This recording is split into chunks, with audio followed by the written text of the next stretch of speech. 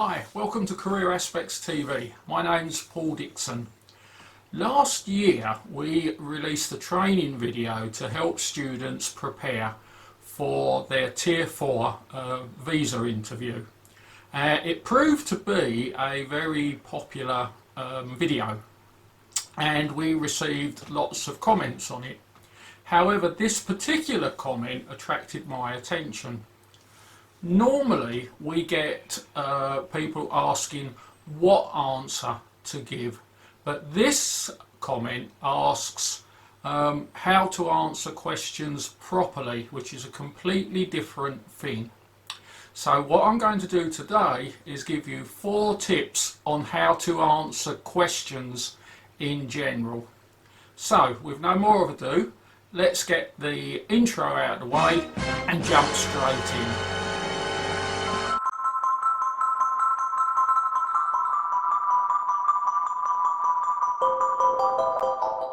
Number 1. I know this sounds odd, but give a proper answer. Okay, I know that might sound a little strange, but what I mean is be honest and be genuine and know your subject. If you're an honest and genuine person and you know the subject you're talking about, people will be interested in listening in what you've got to say. To give you an example of a question, why did you choose this particular university? I chose this university because my friend goes to this university and he says there's lots of hot single girls. Hey! Bravo. Okay, so yeah, that probably is an honest and genuine answer. But it's probably not the best reason to give for going to that university. Let's face it, you're going to be spending, or your parents are going to be spending around £15,000, and you're going to be spending 2 or 3 years of your life at this university. I'm sure you have a better reason for your choice in this university than the answer I've just given. Also, there's probably a number of reasons. There's probably more than one reason. So think about your reasons and work out which reason you think is the best and give the best reasons. You don't need to give all of the reasons, but certainly give 2 or 3 of the best reasons. Another answer that someone might give is, I chose this university because my agent recommended it. I may have deserved that. Again, it's probably a very genuine and very honest answer. But the problem is, it doesn't answer the question. Let me rephrase the question for you there. Okay, so why did you choose the university that your agent recommended? So now you've got to give a deeper answer. So the thing is, at the end of the day, although the agent recommended that university, and they probably recommended 2 or 3 universities to you, it's you that decided, it's you that chose the university, it's you that looked at the reasons that the agent put forwards and whether those reasons matched your needs. So we still come back to that list of reasons. So anyway, all joking apart, try to answer the questions genuinely and honestly, but ensuring that you have good quality and genuine reasons for why you are answering the question. Number 2, poor standard of English. Okay, so this is probably the biggest problem we come across. In actual fact, maybe this should have been number 1 on the list. Now, I do a lot to help them prepare for their interview. And the biggest problem I encounter is they can't understand me and I struggle to understand them.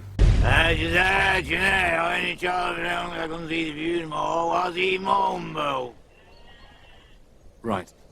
What did he say? He said, "Edge is edge, huh? He only chopped him down because he couldn't see the view no more. What's he under?" What did he say? He said an edge is an edge. He only chopped it down because it spoiled his view. What's he moaning about? Right. Look, I appreciate your position, Mr. Webley, but you can't go around chopping down other people's hedges without permission. I suppose. Yes, I suppose. Thank you. Right. All Right. It is important to remember that the interviewer will be assessing your ability to communicate in English to ensure that you actually can cope with studying here in the UK. It's perfectly fine to ask the interviewer to repeat the question or rephrase a question, but do bear in mind the more you do it, the more he might start to question your ability to communicate in English. So the best advice here is practice, practice, practice. Continually try to improve your use of English.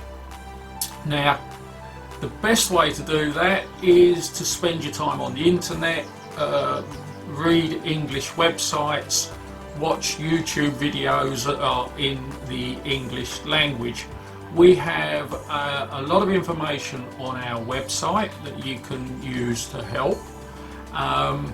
Of course, we actually do live practice interview sessions with myself, and we recommend a YouTube channel called English with Lucy. We've actually got a dedicated playlist on our channel that you can go to, and you can make use of her videos to help you improve and understand your English. But that is the most important thing. Just keep practice, practice and practice. Number 3, do not give vague, ambiguous or parrot fashion answers. When we refer to a parrot fashion answer, what we mean is a parrot can speak English, but all it is doing is copying the sounds. It can't communicate. It doesn't understand what those sounds mean. And when we talk about parrot fashion answer, it means where somebody has given an answer that they've heard somebody else use, but they don't know what that answer means. Avoid using answers that you've heard where you don't understand what the answer means. Now, another type of answer that's similar to that is a pre-learned answer, where people have been told that if somebody asks a certain question, you give a certain answer, irrelevant of whether that answer is true or not. And that is very, very quickly spotted by the interviewer. What I do personally when I'm working with students, I sometimes throw in a random question, a question that they're not going to expect. This does two things. It tells me if they've learned a parrot fashion answer. Because it's a random question, they won't have a set answer. I don't know. Well, who the hell knows? And 2, it shows me how good their English is, because sometimes if they don't understand the question, you will be met with either silence, or you will be asked to repeat the question, or you'll be asked to rephrase the question because the student doesn't understand.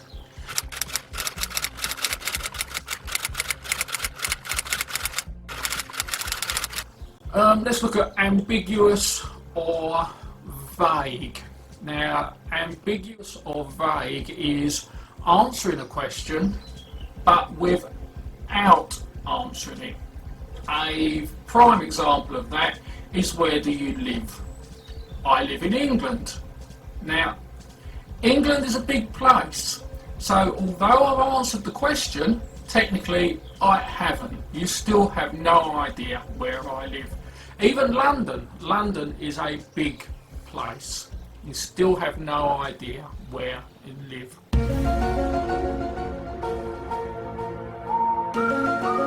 So it's very now. A lot of people can answer a question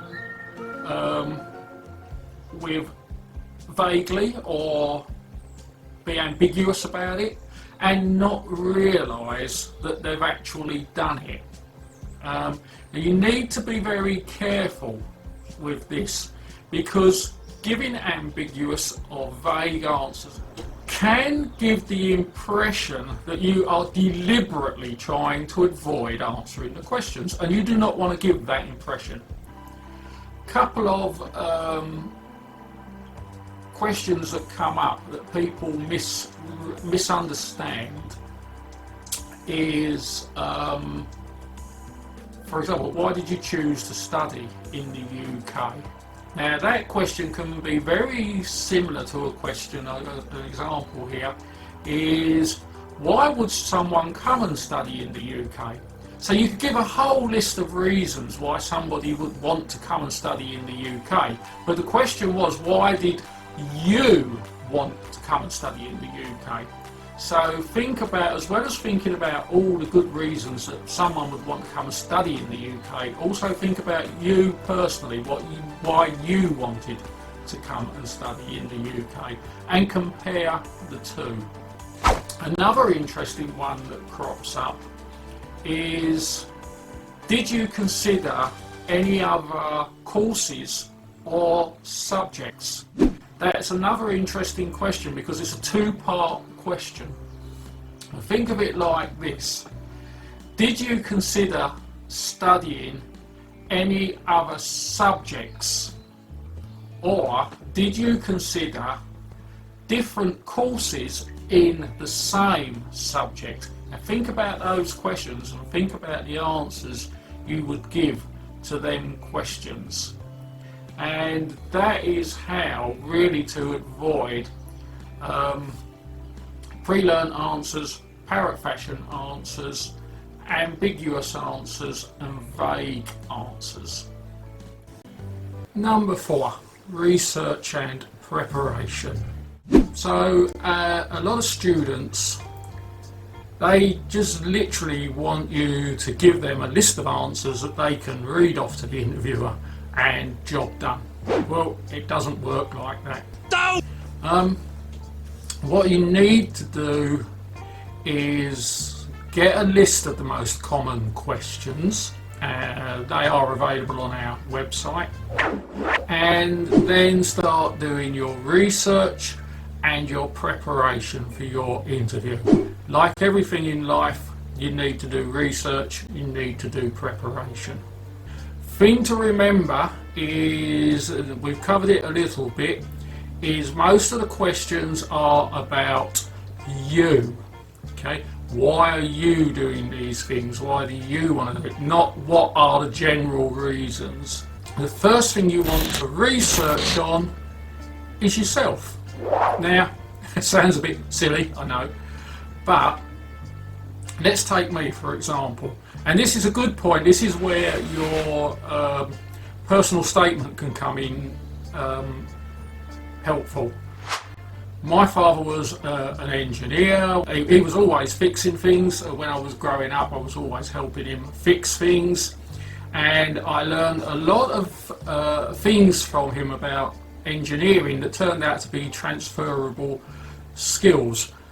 But as I got older, I realised that engineering was not the career for me. And I developed a love of engineering. Certainly as a hobby I like engineering, and I think that good quality engineering is an art form. It really is something to be admired. But it wasn't what I saw as my career. I had an entrepreneurial flair, and I was interested in business and people. And I realised that there's a strong link between business and people, and that's the way I wanted to go with my career. So there is the beginnings of a personal statement and the beginnings of your story, why you ended up where you are now. So sit and think about each of the questions, read the questions thoroughly, understand the questions, and then research for that question. So why are you where you are now? Why did you choose this course? What got you to this point in life where you're doing this course? Then research on the courses. Okay, why did you choose the course? Research the course, research other courses, research the subject. Okay, so that's research, that's your preparation. And like I said, get yourself a list of questions. Make sure you understand what the question is asking, and then research on that question and prepare for that question. So that is the final tip. Think of yourself as the person doing the interview. What information would you want out of that question? What would you want the person being interviewed to tell you? And that is how to get yourself prepared for that question. Okay, so that covers it for today's video. I hope you found it interesting. I hope it wasn't too boring. I know it is a difficult subject. It's not super exciting. I've tried to make it interesting and a little bit entertaining with a bit of humour and a few other clips of videos, but I've also tried to get the information across for you to help you. So I hope you found it interesting and a little bit entertaining. If you have, please click the subscribe button so that you're notified of all our future videos. Please click the like button, and please share and tell all your friends about how good our videos are. If you have a question or there's something you would like to know, please leave it in the comments box below. If you would like a video on a particular subject, then please indeed let us know in the comments box or drop us an email. And I shall look forward to seeing you in the next video. Thank you for watching, and we look forward to you coming to the UK. Bye.